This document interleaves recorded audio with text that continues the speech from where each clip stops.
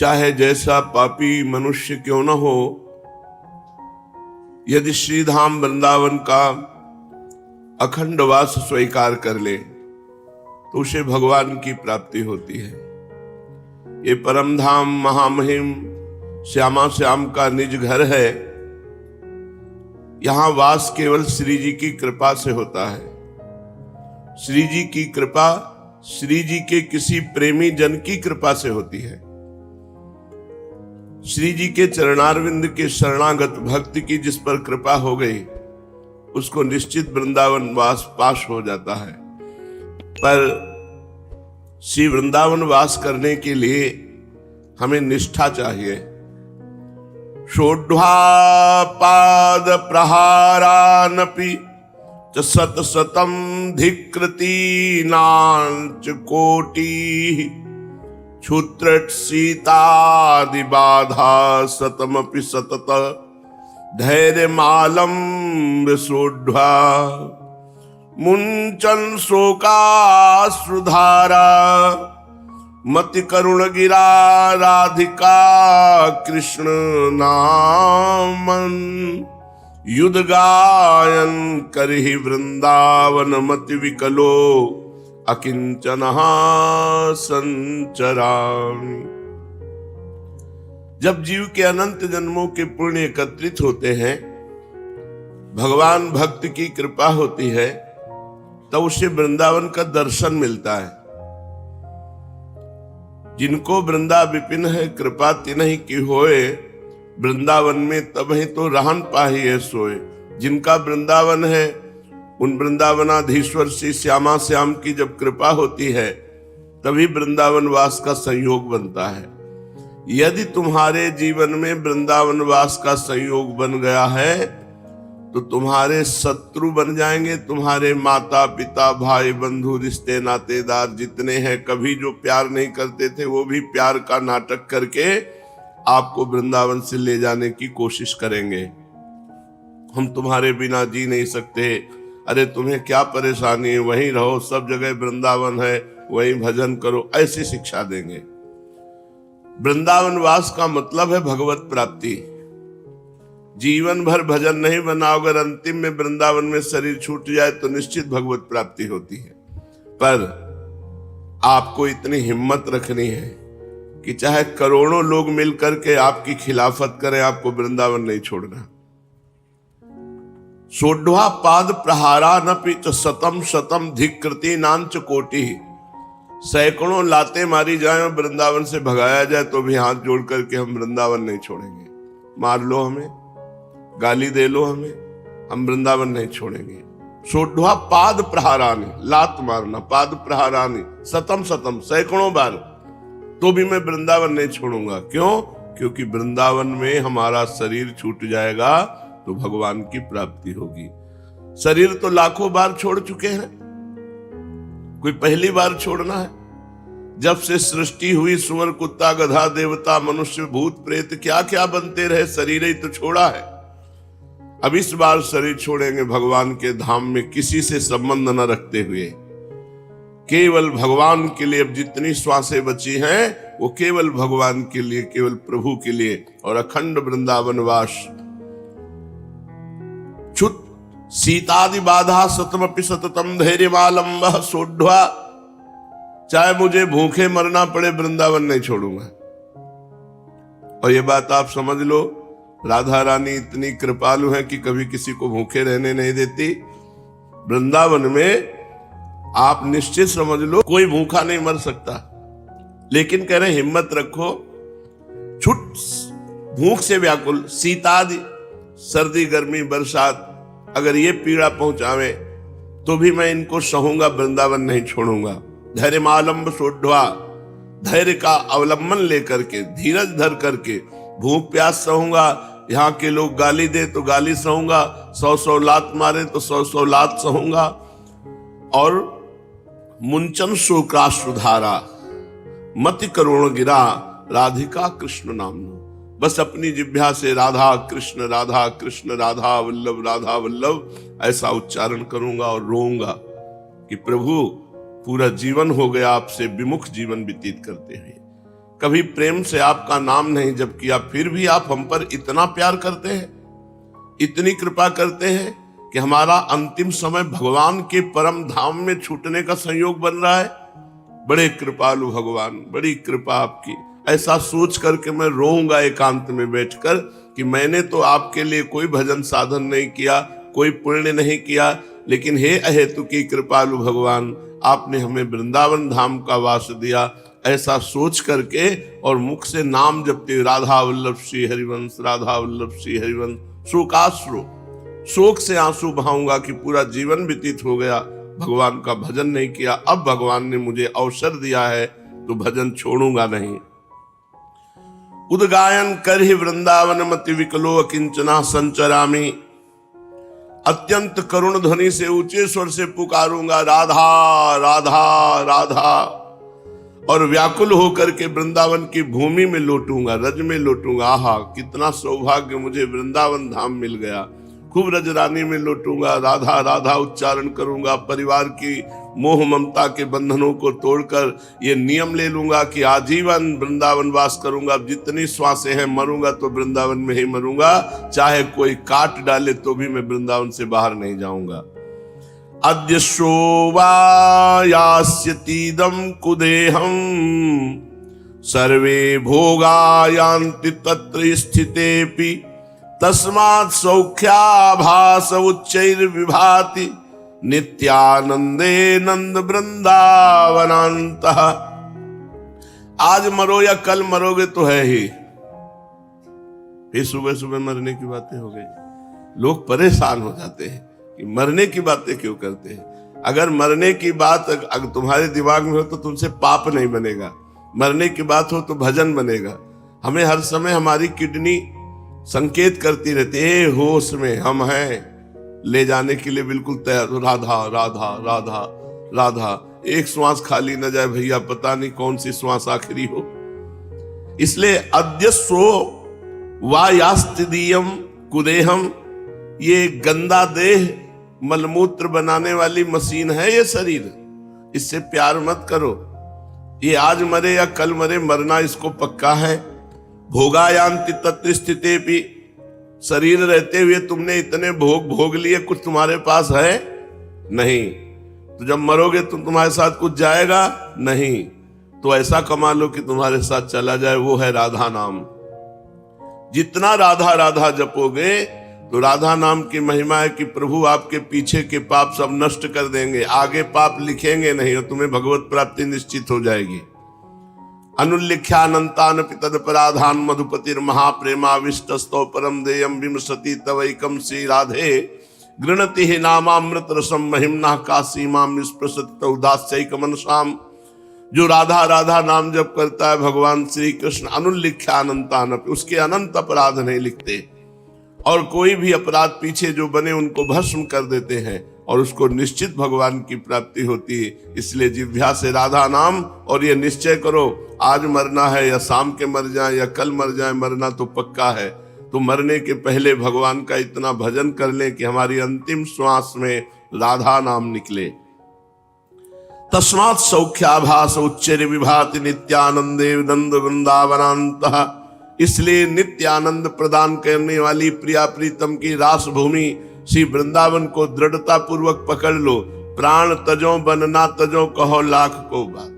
चाहे हमें लाख समझाओ बातें, अब हमारी समझ में नहीं आएगी। एक ही बात समझ में आएगी कि मैं वृंदावन में पड़ा रहूंगा। भजन बने ना बने, हमसे कोई भी साधना बने ना बने, हमको दुख मिले या सुख मिले, अब वृंदावन नहीं छोड़ेंगे। जिसने ऐसा नियम ले लिया वो निश्चित भगवान को प्राप्त हो जाता है। वृंदावन भगवान की कृपा है। मानो हम वृंदावन में वास कर रहे हैं तो भगवान की असीम कृपा में वास कर रहे हैं। पूरा संसार केवल मरा जा रहा है इस बात के लिए, रोटी कपड़ा व्यवस्था, तो उन्हीं का बल लेकर के वृंदावन वास किया जाता है। रुपया पैसा का बल यहाँ काम नहीं करता। यहाँ जिसने ये ठान लिया मेरे बल श्री वृंदावन रानी, तो बस ये समझो कुबेर का खजाना खुल गया। अखिल लोक ब्रह्मांडों के स्वामी जिनके अधीन है वो हमारी श्री महारानी राधा रानी है। जो राधा रानी की शरण में है उसको कौन सा दुख छू सकता है। मस्त रहो मेरी महारानी श्री राधा रानी। जाके बल में सबसों तोरी लोक वेद कुलकाली। ना परिवार से संबंध रखो, न संसार से संबंध रखो, बस इतनी तुम बहादुरी कर लो, शेष काम श्री राधा रानी कर देंगी। आपके सारे शोक दुख मिटाकर मंगलमय आपकी परम गति बन जाएगी। परम गति दुनिया में सबसे कठिन काम है भजन करके भगवान की प्राप्ति करना, सबसे कठिन काम है मन को प्रभु में लगाना। नहीं लगता तो भाग जाओ, वृंदावन आ जाओ, यहां पड़े रहने पर भगवत प्राप्ति हो जाएगी। क्योंकि भजन के जैसे 4 अंग हैं, नाम रूप लीला धाम। नाम जप नहीं चल रहा, रूप ध्यान नहीं चल रहा, लीला चिंतन नहीं चल रहा, तो धाम में तो पड़े हो भगवान के। केवल पड़े रहने से भगवत प्राप्ति होगी। वृंदावन रहे सोए और देश के बसत ही अधिक भजन जो होए, ये समतो पूजत नहीं वृंदावन रहे सोए। पड़ा पड़ा वृंदावन में सो रहा है, उसकी समानता बाहर का कोई भजनानंदी महात्मा नहीं कर सकता, क्योंकि वो धाम के आश्रित है, उसे निश्चित भगवत प्राप्ति होगी। चलते हैं, प्रसंग चल रहा है महाप्रभु श्री कृष्ण चैतन्य देव जी का। महाप्रभु श्री कृष्ण चैतन्य देव जी की माँ जब गंगा स्नान करने जाती हैं तो रास्ते में इनको विष्णु प्रिया जी मिलती हैं। इनको देखकर लगता है कि अगर ये हमारी निमाई की बहू बन जाए तो हमें बड़ा सुख मिल जाए। पर वो सनातन मिश्र जो राज पंडित है, उनकी कन्याएं बड़े धनी है, और महाप्रभु चैतन्य देव घर में तो अर्थ का अभाव ही है। पिता भी पधार गए हैं, केवल माता और महाप्रभु हैं। एक दिन काशीनाथ नाम के घटक कहते हैं बिचौलिया को। बंगाल में जो लड़की लड़के का ब्याह कराता है उस बिचौलिया को घटक कहते हैं। वो घटक सची माता को मिले, महाप्रभु चैतन्य देव की मैया को, और उनसे कहा कि ठीक हाल चाल है। तो उनका ठीक है, पर हम चाहते हैं कि अब हमारे घर में अगर निमाई का ब्याह हो जाए और घर में बहू हो तो सब सुख हो जाए। तो उन्होंने कहा आपकी नजर में कोई? तो बोले नजर में तो देखा है राज पंडित सनातन मिश्र की जो बेटी है विष्णु प्रिया, पर हम कह नहीं सकते क्योंकि बहुत बड़े आदमी है, बहुत धनेश्वर है, और हमारे इतना धनेश्वर है नहीं। तो घटक ने कहा हम जाकर बात करते हैं। तो सनातन मिश्र के घर गए। घटक महाशय का, काशी नाम है इनका, काशीनाथ, इनका बड़ा सम्मान किया। तो इन्होंने कहा कि महाप्रभु चैतन्य देव से अगर तुम्हारी बेटी विष्णु प्रिया का ब्याह करा दें तो। अरे उन्होंने कहा ऐसा सौभाग्य कैसे? निमाई तो इस समय भारत के माने हुए पांडित्य को जो दिग्विजयी अपने को कहलाते थे उनको परास्त कर दिया। इतना उच्च कोटि के विद्वान हैं, भला वो हमारी बेटी से ब्याह कैसे करेंगे? अगर कर ले तो हमारा सौभाग्य। तो उनका हम बात जमाते हैं। बिचौलिया काशीनाथ ने कहा। सनातन मिश्र के यहां बात पक्की करके काशीनाथ घटक आ ही रहे थे कि रास्ते में महाप्रभु चैतन्य देव मिल गए। निमाई पंडित वो नमस्कार करते हुए कहा कहो पंडित तुम तो घटाया करते हो, किसको घटा के कहां से आ रहे हो? घटक महाशय उनको कहते थे। तो हंसते हुए घटक ने कहा मैं घटाता नहीं हूं, मैं जोड़ता हूं, 1 से 2 करता हूं। 1 से 2 करना तुमको भी चाहता हूं। तुम एक हो, तुम्हारा ब्याह करवाना चाहता है। कुछ आश्चर्य सा प्रकट करते हुए निमाई पंडित ने कहा मैं आपकी बात का मतलब नहीं समझा, कैसा बढ़ाना स्पष्ट बताइए। जरा आवाज को बढ़ाते हुए जोर देकर घटक ने कहा राज पंडित सनातन मिश्र की पुत्री के साथ तुम्हारे विवाह की बातें पक्की करके आ रहा हूं, बताओ तुम्हें मंजूर है ना? तो बड़े जोर से हंसते हुए इन्होंने कहा हाँ हमारा विवाह और राज पंडित की पुत्री के साथ, हमें तो कुछ पता नहीं है। कहते कहते हंसते हुए घर चले गए। घटक महाशय को इनकी हंसी से संदेह हो गया कि हमें लगता है कि चैतन्य महाप्रभु को यह विवाह रुचा नहीं। सनातन मिश्र के यहां भी खबर पहुंच गई। सुनते ही पूरे घर में उदासी छा गई। सनातन मिश्र ने कहा हम जिस बात की शंका करते थे वही हुआ ना। अरे वो इतने बड़े पंडित हमारी पुत्री से विवाह क्यों करने लगेंगे? और सबसे बड़ी बात कि हमारी बेइज्जती भी तो होगी। अगर विवाह नहीं करेंगे तो बोले राजपुत्री के साथ विवाह तय हुआ था, वो हम इसी बात से डर रहे थे कि कहीं वो ना कह दे। सबको पता चल गया है लड़की का विवाह निमाई पंडित के साथ होगा। यदि ना हो सका तो मेरी बड़ी इज्जत की बात है, लज्जा की बात है। ये सोचकर उन्होंने उसी समय काशीनाथ घटक को बुलाया और अपनी चिंता का कारण बताकर सची माता से स्पष्ट उत्तर लाने की बात कही।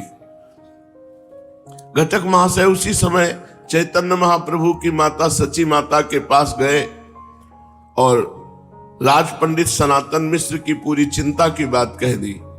ये सुनकर सची माता ने कहा, तुम चिंता मत करो, निमाई मेरी बात को कभी टाल नहीं सकता, मेरी आज्ञा का उल्लंघन नहीं कर सकता, इसलिए मैंने उससे इस संबंध में कोई पूछताछ नहीं की है।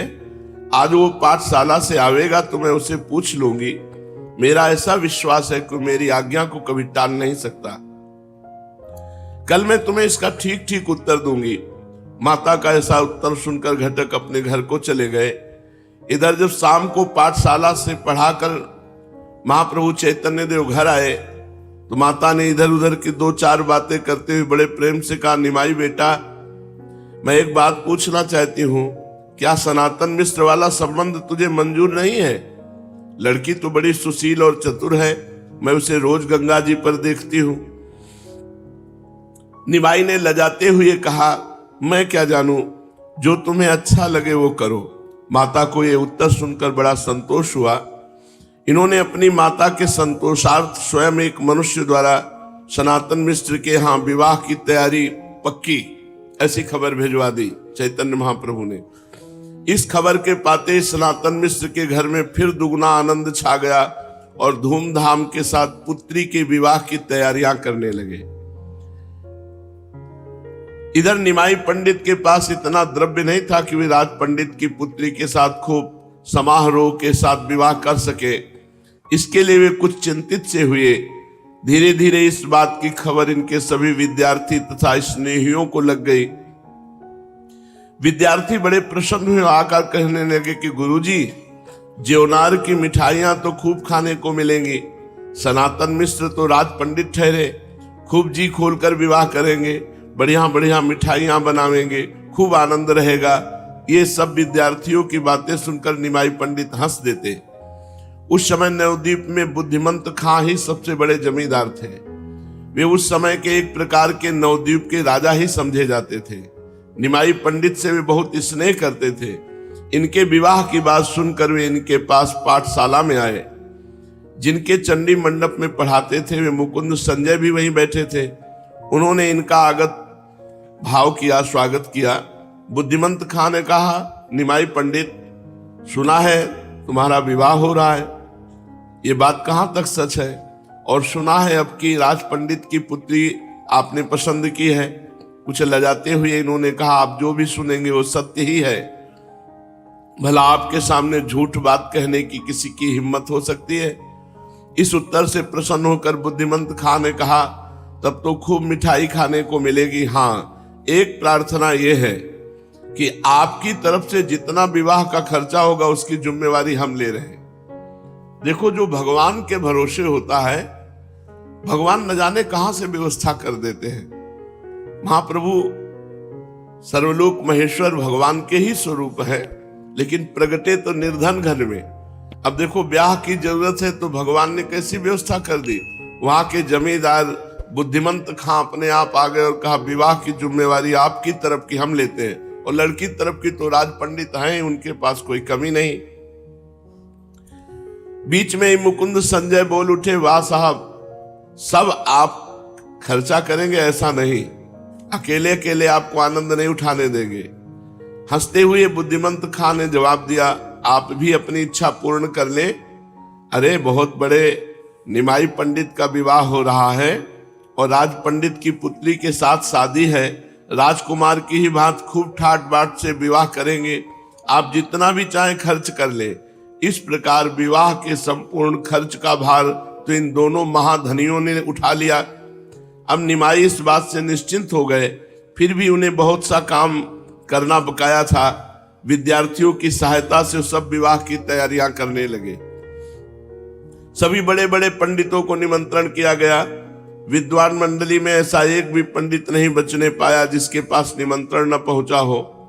इधर पूर्वोक्त दोनों धनाढ्यों ने विवाह के लिए गाने, नाचने का, आतिशबाजी का, फुलवारी का, अच्छे अच्छे बाजों का और भी सजावट के बहुत से सामानों का भली भांति प्रबंध किया। नियत तिथि के दिन अपने स्नेही बहुत से पंडित विद्यार्थियों और अन्य गणमान्य सज्जनों के साथ बारात सजाकर निमाई पंडित विवाह के लिए चले। वे आगे आगे पालकी में जा रहे थे, दोनों ओर चवर ढुराए जा रहे थे, सबसे आगे भांति भांति के बाजे बज रहे थे। इस प्रकार खूब समारोह के साथ वे सनातन मिश्र के द्वार पर जा पहुंचे। मिश्र जी ने सब लोगों का यथोचित खूब सम्मान किया। सभी के ठहरने, खाने पीने और मनोरंजन का उन्होंने बहुत ही उत्तम प्रबंध कर रखा था। उनके स्वागत सत्कार से सभी लोग अत्यंत प्रसन्न हो गए। गोधूलि के शुभ लगन में निमाई पंडित ने विष्णु प्रिया का पाणी ग्रहण किया। ब्राह्मणों ने स्वस्त्ययन पढ़ा, वेदज्ञों ने हवन कराया। इस प्रकार विवाह की सभी लौकिक तथा वैदिक कृत्य बड़े ही उत्तमता के साथ समाप्त हुए। विष्णु प्रिया ने पतिदेव के चरणों में आत्मसमर्पण किया। देखो, पहले था माता पिता या घर के बड़े बूढ़े ब्याह तय कर आए और ब्याह हो गया, तब वधू को देख पाता था लड़का। अब आजकल ये जो सब गंदी बातें चली हैं, बॉयफ्रेंड गर्लफ्रेंड, तो बहुत हानिकारक है ये गृहस्थी में। जो चंचल लड़कियां हैं, कई कई लड़कों से प्रेम करती हैं, वो भला एक पति के पास कैसे ठहर पाएंगे? जो चंचल लड़के हैं, कई कई लड़कियों के साथ ऐसे गलत आचरण करते हो, भला एक पत्नी के साथ कैसे ठहर पाएंगे? अगर एक पत्नी व्रत नहीं है, एक पाति व्रत नहीं है, तो गृहस्थ आश्रम ही क्या हो, तो बेविचार का घर है। ऐसी जगह संतानें वर्ण संकर होती है, पितरों को श्राद्ध आदि नहीं मिलता है, पितर असंतुष्ट हो जाते हैं। और कैसी परिपाटी थी, बूढ़ी बूढ़ी माई भी इतना घूंघट रखती, धर्म मर्यादा इज्जत पवित्रता, अब वो तो सब खूंटी पे टंगी रह गई। आज का जो वातावरण है इन सब बातों को मजाक मानेगा। विष्णु प्रिया जी ने अपने पतिदेव के चरणों में आत्मसमर्पण किया। निमाई ने उन्हें अपने बाएं भाग में बिठा करके पूर्ण ब्याह की सब सामग्री, जितनी भेंट पूजा सब उनके पिता ने दी। साथ लेकर विद्यार्थियों के साथ ब्याह संपूर्ण होकर के जाने को तैयार हुए। दूसरे दिन सनातन मिश्र ने सभी विद्वान पंडितों की सभा की, उनकी योग्यता अनुसार यथोचित पूजा की, खूब भेंट बरातियों को दी और विष्णु प्रिया जी के साथ चढ़ करके निमाई पालकी में विवाह करके घर आए। महाप्रभु चैतन्य देव का विवाह श्री विष्णु प्रिया जी से संपन्न हुआ। चिरकाल से जिसे अपनी पुत्र वधू बनाने के लिए सची माता उत्सुक थी, आज उसे ही पुत्र वधू के रूप में अपने घर आई देखकर बहुत प्रसन्नता हुई। वह उस युगल जोड़ी को देखकर मन ही मन अत्यंत प्रसन्न हो रही थी। घर में घुसते ही चौखट में विष्णु प्रिया जी की अंगुली पिचक गई और उससे रक्त धारा बहने लगी। मैया का हृदय बड़ा दुखी हो गया कि अभी नवीन वधू और प्रवेश करते ही ये तो भारी अपशकुन है। बहुत दुखी हुई, क्योंकि वैसे ही दुख में जीवन था। फिर थोड़े दिन में बात भूल गई, पर अपशकुन तो हो गया। पूरा जीवन रो रो करके माता को बिताना पड़ा, विष्णु प्रिया जी को बिताना पड़ा। महाप्रभु तो संन्यास लेकर के जगत उद्धार के लिए चले गए। विष्णु प्रिया को पाकर के निमाई अत्यंत प्रसन्न हुए और विष्णु प्रिया भी अपने सर्वगुण संपन्न पति को पाकर परम आह्लादित हुई। अब जैसे जैसे महाप्रभु की अवस्था बढ़ रही थी, वैसे वैसे इनके स्वभाव का परिवर्तन हो रहा था। बड़ा गंभीर स्वभाव, एकांत में बैठ करके भगवत चिंतन परायण, हृदय का एकदम परिवर्तन। विवाह होने के बाद सारी चंचलता न जाने कहां खो गई। आप एकदम भगवान के ध्यान में गंभीर मुद्रा में बैठे रहते और शरीर में भी भावावेश आने लगे। महाप्रभु के शरीर के सभी अवयव स्वभाव के ही अनुसार बने हैं। मनुष्य जैसे जैसे प्राकृतिक विचारों को छोड़ता है और भगवान का चिंतन करता है, वैसे वैसे उसके शरीर में दिव्यता आने लगती है, वो प्रकृति से ऊंचे उठ जाता है। उसका पांच भौतिक शरीर फिर अधिक काल टिकता नहीं है। इसीलिए बड़े बड़े महापुरुष जवानी अवस्था में, कम अवस्था में शरीर छोड़कर पधार गए, क्योंकि जब भगवद आवेश आता है तो ये शरीर सह नहीं पाता, पंचभूतों से बना हुआ, और कोई न कोई भयानक रोग बन जाता है या कोई भयानक परिस्थिति बन जाती है और उनका शरीर छूट जाता है। ये महापुरुषों में होता है। तुम लोग मत डरो हाँ कि हमारा शरीर छूट जाएगा, इस कोटि के महापुरुष नहीं हो कि तुम्हारा शरीर छूट जाएगा। नहीं, लोग सुनकर के कहते ना कि भक्ति करे तो पूरा परिवार बर्बाद हो जाता है। तुम उस कोटि के भक्त नहीं हो। जिस कोटि के हो खूब खाओ पियो, थोड़ा नाम जप कर लो, कीर्तन कर लो, जी ले, बस ऐसे है। इस कोटि के भक्त थोड़ी कि भावावेश आ गया और शरीर छूट जाएगा। कई प्रश्न करते हैं, इसलिए हम बताते जाते हैं बीच बीच में कि तुम उस कोटि के नहीं हो कि तुम्हारा शरीर छूट जाएगा। शरीर को तो ममता से पकड़े हुए हो, तुम्हारे अंदर ऐसे भाव आने वाले नहीं। भावुक ज्ञानी और प्रेमी महात्मा कम अवस्था में शरीर छोड़कर जाते हुए देखे गए। भगवान शंकराचार्य जी बहुत कम अवस्था में, चैतन्य देव महाप्रभु जिनका चरित्र सुन रहे हैं, ज्ञानेश्वर, स्वामी राम तीर्थ, जगत बंधु, ये बड़े बड़े महापुरुष अल्प अवस्था में शरीर को छोड़ करके चले गए। कारण कि पंचभूतों में इतनी सामर्थ्य नहीं है कि उनके भावावेश को सह सके, तो फिर शरीर किसी न किसी बहाने अस्वस्थ हो जाता है और शरीर छूट जाता है। हाँ, कोई कोई महापुरुष अपने संकल्प का कुछ अंश देकर लोक कल्याण की जिसे भगवान ने सेवा दी है, वो अपने शरीर को बनाए रखते हैं। फिर भी उनमें भावुकता की अपेक्षा ज्ञानांश की अधिकता होती है, जिनके शरीर बचे रहते हैं, ज्ञान अधिक होता है और वो अपने संकल्प से भगवान की आज्ञा पालन करने के लिए शरीर को बनाए रखते हैं। इसलिए सभा को उपदेश आदि देने की उनमें क्षमता बनी रहती है। जब भावुकता की चरम सीमा पहुंचती है तो संकल्प करने का होश ही नहीं रहता और शरीर असमर्थ हो जाता है, फिर वो झेल नहीं पाता। प्रेम को झेल पावे शरीर ऐसा नहीं। जब हृदय में सहसा प्रबल भावुकता का उदय होता है तो निर्बल शरीर उसको सहन नहीं कर सकता। किसी किसी का शरीर तो उसी वेग में शांत हो जाता है। बहुत से उसे सहन तो कर लेते हैं, किंतु भारी रोगों से युक्त हो जाता है शरीर, असाध्य रोगों से। असाध्य रोग ही प्रेम को रोक सकता है, असाध्य रोग ही प्रेम के वेग को सह सकता है, नहीं दूसरे की सामर्थ्य नहीं है। जिनसे भगवान इस जगत में कुछ मंगल कराना चाहते हैं, वे उस वेग को पूर्ण रीति से आने ही नहीं देते। अगर आ भी गया तो सहन करने की सामर्थ्य दे देते हैं, किंतु उनके शरीरों पर भी उसका असर पड़ता है। इसलिए प्रायः भावुक शरीरों में अतिसार, वायु रोग, ये बड़े भयंकर भयंकर रोग हो जाते हैं। तुम्हारे नहीं होंगे, हाँ कि अब हम भजन करेंगे तो भयंकर रोग हो जाएंगे तो भजन छोड़ दे, ये उनकी बात है जो भावावेश में रहते हैं। बड़े असाध्य रोगों का सामना उनके शरीरों को करना पड़ता है। संसारी लोगों को रोग, ये रोग नहीं होते और सब होते हैं। ये तो बात होती है कि इतना प्रेम का वेग होता है कि किडनी, लीवर, हृदय सबकी सामर्थ्य हाथ उठा देते हैं, सब उस प्रेम को झेलने की सामर्थ्य नहीं रहती। तभी अल्प अवस्था में शरीर छूट जाता है और भगवान जिससे मंगल कराना चाहते हैं जितने समय तक, उतने समय तक उनका शरीर रहता है।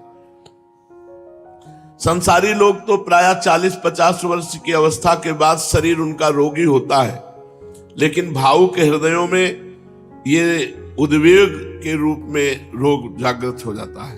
ये साधारण रोग नहीं है, ये प्रेम रोग को सहने के लिए दिया जाता है। जैसे हमने बताया एक बार सत्संग में कि एक शीशा है, उसे अगर आप एक कंकड़ मारो टूट जाता है, लेकिन उसे गरम ठंडा, गरम ठंडा, ठंडा गरम ऐसे प्रक्रिया की जाती है तो बुलेट प्रूफ हो जाता है, गोली मारो तो भी नहीं टूटेगा। ऐसे ही दुख सुख विपत्ति, दुख सुख विपत्ति भगवान दे देकर अपने भक्त को इतना मजबूत कर देते हैं कि भारी से भारी विपत्ति में भी वो चलायमान नहीं होता।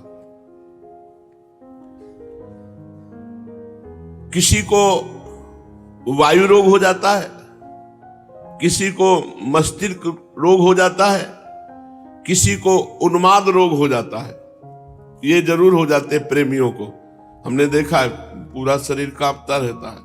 वायु रोग हो गया, उन्माद, बोलते रहते हैं बेमतलब, क्या बोल रहे हैं, कोई मतलब नहीं, कोई तुकतान नहीं है, उन्माद अवस्था। प्रेम रोग में ये वायु रोग, अतिसार, उन्माद, मस्तिष्क की शासन वृत्ति क्षीण हो जाना, क्या बोलना है क्या नहीं कहना है कुछ नहीं, जो चल रहा है वही चल रहा है। यहां तक कि लोग फिर जो नहीं जानते हैं उनके लिए उपचार करने लगते हैं। सालों अतिसार भयंकर रोग से पीड़ित बने रहे, फिर उन्होंने भावावेश में शरीर छोड़ा। तो ये जब प्रेम का उन्माद चढ़ता है तो एक अलग चीज होती है, ये बहुत बड़ी स्थिति होती है प्रेमोन्माद। प्रायः वायु रोग से तो ग्रसित हो ही जाते हैं, जो प्रेमी जन होते हैं उनके शरीर में वायु रोग तो हो ही जाता है। हमने देखा है, बहुत से ऐसे प्रेमी जनों को देखा है जिनका शरीर कांपता रहता है, कंपायमान होता रहता है वायु रोग के द्वारा। किंतु शरीर ठीक उसी का सकता है जिसे भगवान ने सेवा दी है संसार का कल्याण करने की, नहीं तो प्रेम के झटके में ये पांच भौतिक शरीर नष्ट हो जाता है।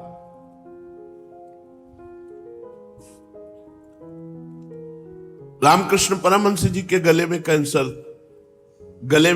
बोलने के लिए मना किया, वो खूब सत्संग करते हैं।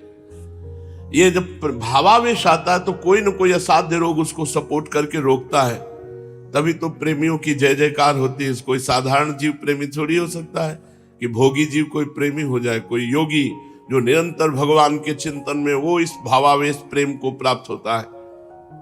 अब निमाई पंडित का भी गाढ़ चिंतन भगवान का, जहां बैठे तो डूब गए, और बड़ा परम भावुक स्वभाव के थे। इनका शरीर तो बलवान था, तो चाहे जितना बलवान शरीर हो, प्रेम सहन करने की सामर्थ्य नहीं है। इसलिए इनका भावुकता का उत्तरोत्तर विकास हुआ और अंत में एकदम शरीर की स्थिति को ही भूल गए, देह शुद्धि भूल करके महाभाव में स्थित। इनके जीवन में एक से एक दिव्य भाव प्रकट हुए, इनकी सूरत बदल जाती, इनके शरीर की चेष्टाएं बदल जाती। ऐसी अलौकिक स्थिति प्रायः बड़े महापुरुषों में देखी गई, जैसी चैतन्य महाप्रभु के जीवन में देखी गई।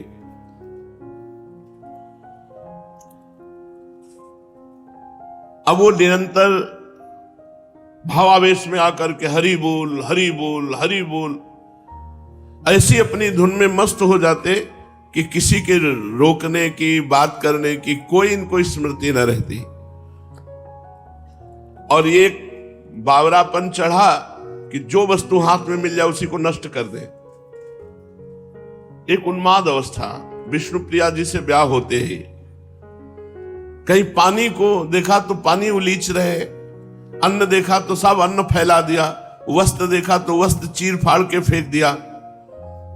माता आसपास के लोगों को बुलाकर पकड़ाती कि क्या हो गया निमाई को, अभी विवाह हुआ है तो 4 दिन सुख के व्यतीत होते, पर वहां परम सुख की वर्षा करने वाले हैं, तो सांसारिक सुखों का क्या। महाप्रभु को उन्माद चढ़ गया, भावावेश। बाल्टी में पानी तो सब पानी उलीच उलीच करके, घर का अन्न सब फेंक देना, सब कपड़े फाड़ देना, और लोगों को बुलाती और कहती इनको पकड़ो, किंतु जो इनकी ओर जाता उसे मारते, मारने के लिए दौड़ते, वो भागता, किसी की हिम्मत नहीं पड़ती। फिर कई लोगों ने जैसे तैसे पकड़ करके इनको सैया पे सुलाया। चारों ओर विद्यार्थी स्नेहीगण सैया को घेर कर बैठे। अब पता नहीं क्या बोल रहे हैं, किसी को पता नहीं, पागलों की भांति। फिर स्पष्ट बोलने लगे, देखो मैं साक्षात विष्णु हूं, हमारी पूजा करो, और तुम सब लोग आज से श्री कृष्ण कीर्तन करो, कृष्ण कृष्ण कृष्ण कृष्ण कृष्ण। संसार में श्री कृष्ण का ही नाम सार है और सभी वस्तुएं नश्वर है, नाशवान है। इस प्रकार महाप्रभु उन्माद में बोलने लगे। लोग अपनी अपनी बुद्धि के अनुसार भांति भांति के अनुमान लगाते। कोई कहता भैया ये तो बहुत बड़ा भूत चढ़ गया है इनके ऊपर, गांव के लोग हैं, भूत चढ़ गया है तो भूत व्याधि है, कोई कहता नहीं नहीं मुझे पहचान है, ये डाकिनी का प्रकोप है, डाकिनी शाकिनी इनका प्रकोप है। कोई कहता नहीं नहीं भाई बकवास बंद करो, हम तो कहते हैं ये बहुत शास्त्रार्थ करते थे, बहुत पढ़ाई करते थे, इसलिए इनका दिमाग खराब हो गया है। जिसके मन में जो आया सब सची माता सबके बातें सुनती चुपचाप। और विष्णु प्रिया जी तो दूर खड़ी हुई महाप्रभु की भाव दशा को देख रही है। अभी अभी ब्याह हुआ है और महाप्रभु का उन्माद अवस्था। कोई कहता रहे इनके दिमाग की गर्मी बढ़ गई है। वैद्य बुलाए गए, वैद्यों ने देखा, उन्होंने कहा कि वायु रोग है।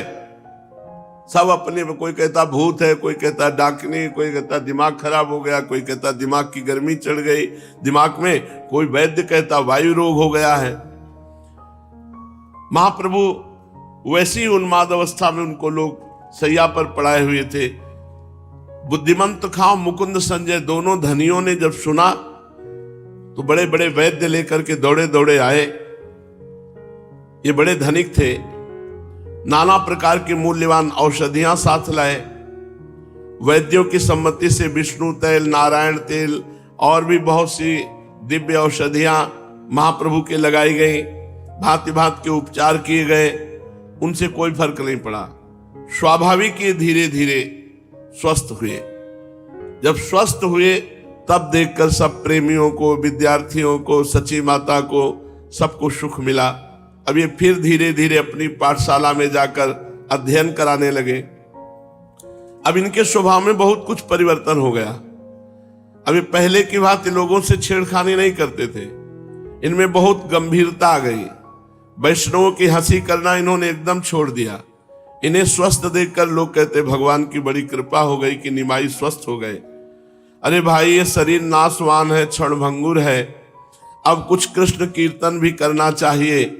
आयु को इस तरह बिता देना ठीक नहीं है।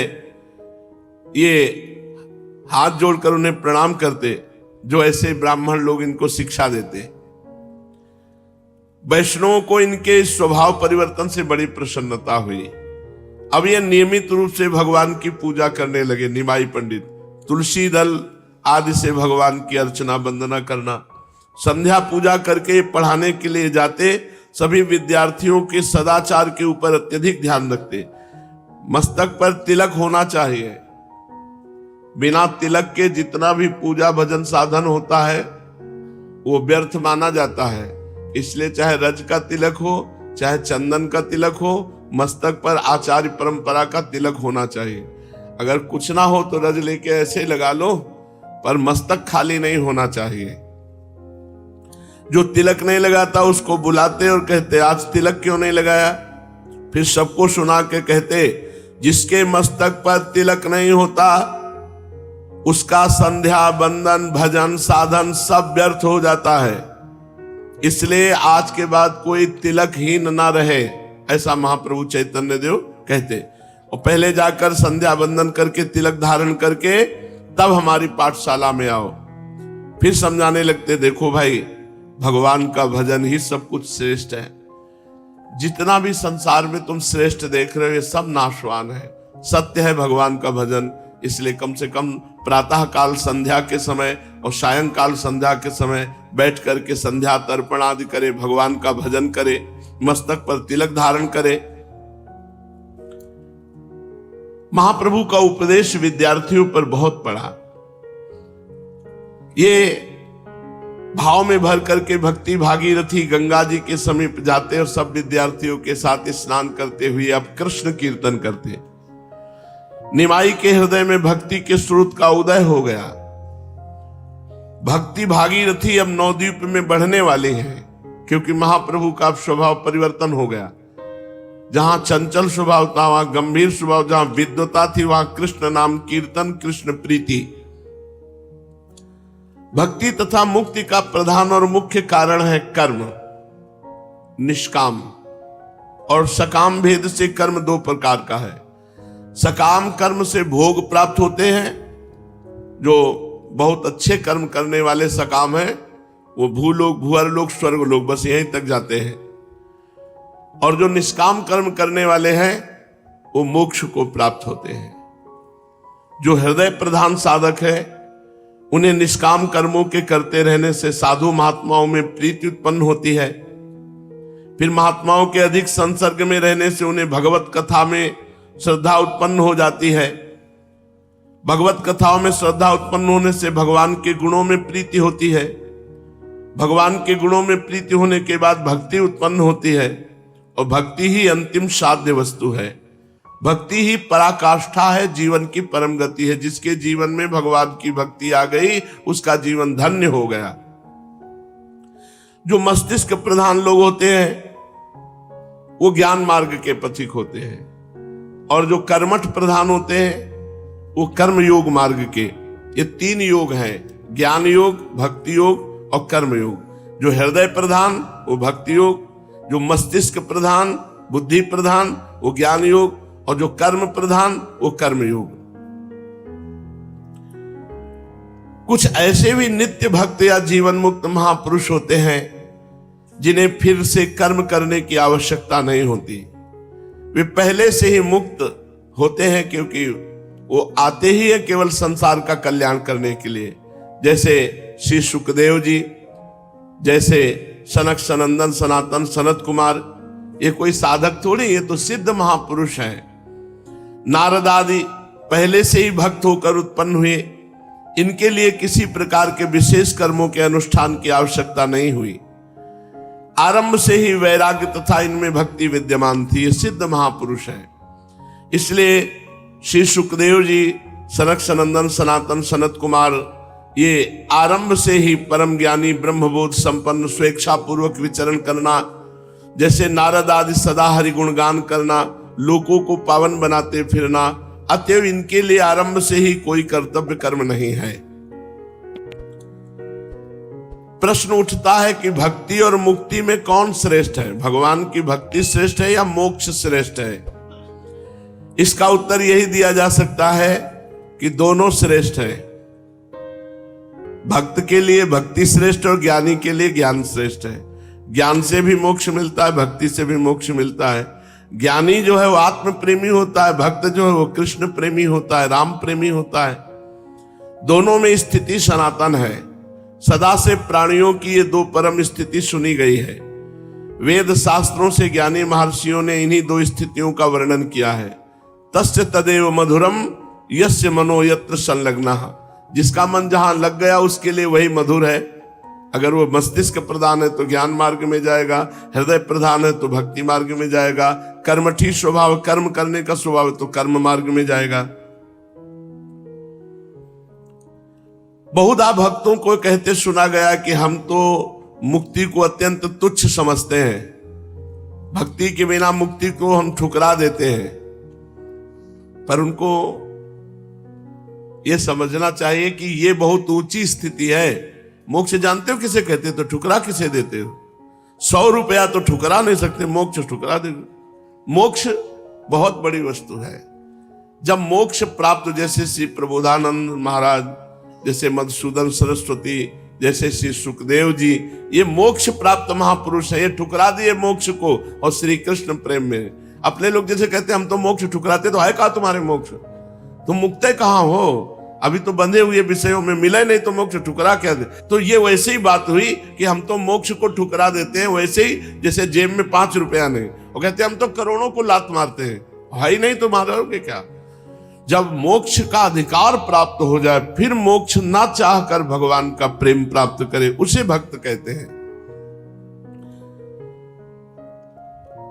भगवान के मार्ग में ये दो ही प्रधान मार्ग माने गए हैं, एक मस्तिष्क प्रधान ज्ञान मार्ग और एक हृदय प्रधान भक्ति मार्ग। ज्ञानी भी भगवान की आत्मा है और भक्त भी भगवान की आत्मा है। दोनों संसार के त्यागी हैं, दोनों सत्य के अनुरागी हैं, इसलिए इनमें से कोई छोटा बड़ा नहीं कहा जा सकता। महाप्रभु चैतन्य देव का जीवन भक्ति मार्ग का एक प्रधान स्तंभ है। उनके जीवन में शुद्ध भक्ति का परम पवित्र स्वरूप उदय हुआ। उसमें पक्षपात का लेश नहीं और दूसरे मार्ग के प्रति विद्वेष नहीं, किसी भी कर्म की उपेक्षा नहीं, संकुचित भावों की गंध नहीं। वहां तो शुद्ध प्रेम है। ज्यों ज्यों आगे बढ़ना चाहो त्यों ही त्यों अधिकाधिक प्रेम करो, यही शिक्षा उसमें प्रोत रूप से भरी पड़ी है। उनका नाम लेकर आज जो बातें कही जाती हैं वे चैतन्य देव की कभी हो ही नहीं सकती, जिनमें किसी आचार्य की निंदा हो, किसी भक्त की निंदा हो, कभी नहीं हो सकती। इसका साक्षी महाप्रभु चैतन्य देव का प्रेम में जीवन है। सांप्रदायिक विचार तो पीछे के संकुचित बुद्धि वाले लोगों के मस्तिष्क से निकले हैं। अपनी चीज का नाम कोई चाहे जो रख ले, कोई रोकने वाला थोड़ी है। चैतन्य महाप्रभु का जीवन तो परम प्रेम में सभी को आश्रय देने वाला परम महान है। उसमें भला सांप्रदायिक संकुचित भावों का क्या काम? इनके हृदय में प्राणी मात्र के भावों का आदर था। अब निमाई पंडित का विवाह हो गया है। विष्णुप्रिया उनके सब प्रकार से अनुकूल आचरण करती है। विष्णुप्रिया जी का बड़ा स्वभाव हंसमुख है। वे सुशीला है, गृह कार्यों में चतुर है और अत्यंत ही पतिपरायणा है। वे अपने पति को ही सर्वस्व समझती हैं। ये सब होते हुए भी निमाई का चित्त उदास रहने लगा। न विष्णुप्रिया जी से बात, न माता जी से बात, न किसी से बात। यहां से प्रारंभ होती है विशेष जीवन की लीला। पता नहीं अब उनकी वो चपलता कहां चली गई, मुस्कुराहट कहां चली गई। हर समय उदास रहने, घंटों एकांत में बैठे आंसू बहा रहे हैं। पता नहीं क्या चिंतन करते हैं कि रो रहे हैं बैठे हुए। कोई संसारिक पुरुष से मिलना नहीं, किसी से बातचीत नहीं करना, अब कुछ अच्छा नहीं। यही नारायण हरिभजन में पांचों न सुहात, विषय भोग, निद्रा, हंसी, जगत प्रीति, बहुबात। ये 5 बातें भजनानंदी को अच्छी नहीं लगती। विषय भोग अच्छे नहीं लगते, बहुत प्रपंच की बातें अच्छी नहीं लगती, हंसी मजाक अच्छा नहीं लगता, नींद अच्छी नहीं लगती, लोगों से मिलना जुलना अच्छा नहीं लगता। महाप्रभु एकांत में घंटों बैठे रहते और भगवान का चिंतन करके रोते रहते। अब सभी को चिंता होने लगी, विष्णुप्रिया जी को भी, सची माता को भी, विद्यार्थियों को भी, क्योंकि किसी से बात न करना, उदास बैठे रहना। जब हृदय में किसी प्रबल भाव का आगमन होने को होता है तो उसके पूर्व हृदय एक प्रकार के अभाव का अनुभव करने लगता है। जी चाहता है कि चिल्ला चिल्ला कर रोऊं। ऐसी दशा में लोग समझ नहीं पाते, गलत समझने लगते कि इनको कोई रोग हो गया है, इनको कोई डिप्रेशन हो गया है या क्या है। वो एक हृदय में खालीपन, कब मिलेंगे भगवान, कैसे मिलेंगे भगवान, और वो रो रहा है तो बाहरी लोग कैसे जाने। बस यही लगता है कि तीर्थों में चला जाए, विरक्त महात्माओं का, जो भगवान के प्रेमी संत जन है, उनका संग किया जाए, उनका सत्संग सुने, उनके मुख से हरि चर्चा सुने। अब निमाई ने भी प्रकट किया कि मुझे तीर्थ यात्रा करनी है। बंगाल में सकाम कर्मों की प्रधानता है। वहां के बहुत ही कम मनुष्य निष्काम कर्म का महत्व जानते हैं। अधिकांश लोग किसी न किसी कामना से ही संपूर्ण धार्मिक कार्यों को करते हैं। सकाम कर्मों में पितृ श्राद्ध को बहुत बड़ा महत्व दिया गया है। स्मृतियों में पितृ कर्मों से भी देव कर्मों की अधिक महत्ता दी गई है। गृहस्थियों के लिए पितृ कर्म बड़ा मुख्य बताया गया है। पितृ कर्मों में गया धाम में जाकर पितरों के श्राद्ध करने का बहुत भारी महात्म वर्णन किया गया है। इसलिए प्रतिवर्ष बंगाल से लाखों मनुष्य गया जी पितृ श्राद्ध करने आते हैं। दूसरे प्रांतों से बहुत संख्या से यात्री आते हैं गया जी श्राद्ध करने के लिए। बंगाल में तो इसका बहुत प्रचार प्रसार है। अब निमाई पंडित ने भी अन्य पंडितों के साथ विचार किया कि चलो गया जी चला जाए। गया में जाकर अपने पिता का श्राद्ध करने का विचार आया, किंतु ये सकाम भावना से नहीं, अपनी एकांतिक वृत्ति को और बढ़ाने के लिए कि किसी से मिलना जुलना नहीं, परम धाम है, श्रद्धा पूर्वक जाकर के भगवान के चरणों का दर्शन गया धाम में और अपने पिता को श्राद्ध देना। ये केवल अपने भाव के लिए, कोई सकाम भाव से नहीं। महाप्रभु ने सब ब्राह्मणों के साथ, जो विद्यार्थी भी थे, कुछ अध्यापक भी थे, जो साथ में तैयार हुए, तो महाप्रभु गया धाम की यात्रा करते हैं। तो आगे का प्रसंग है तो वो आगे फिर वर्णन करेंगे, नहीं तो अगर चले थोड़ा तो बीच में रोकना पड़ेगा। इसलिए गया धाम की यात्रा की चर्चा आगे। श्री राधा वल्लभ लाल की जय।